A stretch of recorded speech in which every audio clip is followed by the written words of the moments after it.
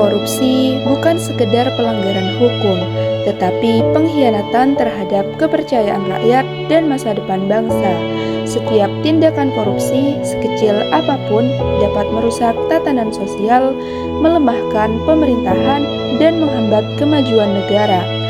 Namun, kejujuran, transparansi, dan integritas menjadi fondasi yang akan membangun masyarakat yang adil dan sejahtera. Mari kita semua mengambil peran aktif dalam menolak korupsi, mulai dari diri sendiri dari kegiatan kecil sehari-hari, seperti menolak suap, melaporkan penyalahgunaan kekuasaan, dan bekerja dengan jujur. Sistem pendidikan, pelayanan publik, dan kegiatan bisnis harus dijalankan dengan prinsip integritas.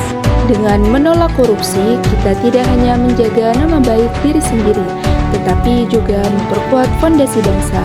Kita membentuk generasi yang percaya bahwa kejujuran adalah kekuatan dan bahwa setiap orang punya tanggung jawab untuk menciptakan Indonesia yang bersih, transparan, dan adil. Bersama kita bisa menjadikan anti korupsi sebagai gaya hidup dan budaya bangsa.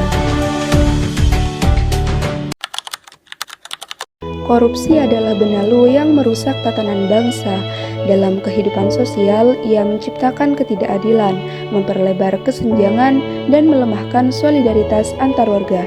Dalam aspek ekonomi, korupsi dapat menghambat pembangunan, mengurangi efisiensi penggunaan sumber daya, dan merugikan masyarakat secara luas.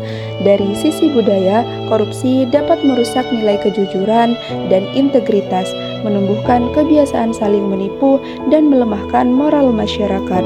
Dalam aspek politik, korupsi dapat menurunkan kepercayaan publik terhadap pemerintah, melemahkan demokrasi, dan memicu ketidakstabilan dalam negeri. Fakta menunjukkan korupsi di Indonesia bukan sekedar isu kecil yang tersembunyi di balik meja birokrasi. Berdasarkan data Kompas.com per Juni 2025, tercatat berbagai kasus korupsi besar dengan kerugian negara yang mengejutkan. Kasus tata kelola minyak mentah Pertamina menempati posisi pertama dengan kerugian mencapai 968,5 triliun rupiah. Disusul skandal PT Timah dengan kerugian 300 triliun rupiah dan skandal BLBI dengan kerugian hingga 138 triliun rupiah. Selanjutnya, berdasarkan jenis perkara 2 dekade terakhir, gratifikasi atau penyuapan menempati posisi pertama dengan kasus sebanyak 1068, lalu pengadaan barang dan jasa sebanyak 428 kasus korupsi. Semua data ini menunjukkan betapa dalamnya akar korupsi yang masih mencengkram berbagai lini kehidupan. Namun, di balik besarnya masalah selalu ada peluang untuk berubah. Kita sering menuntut perubahan, tetapi kita lupa bahwa perubahan sejati dimulai dari diri sendiri.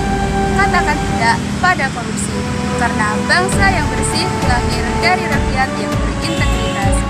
Stop korupsi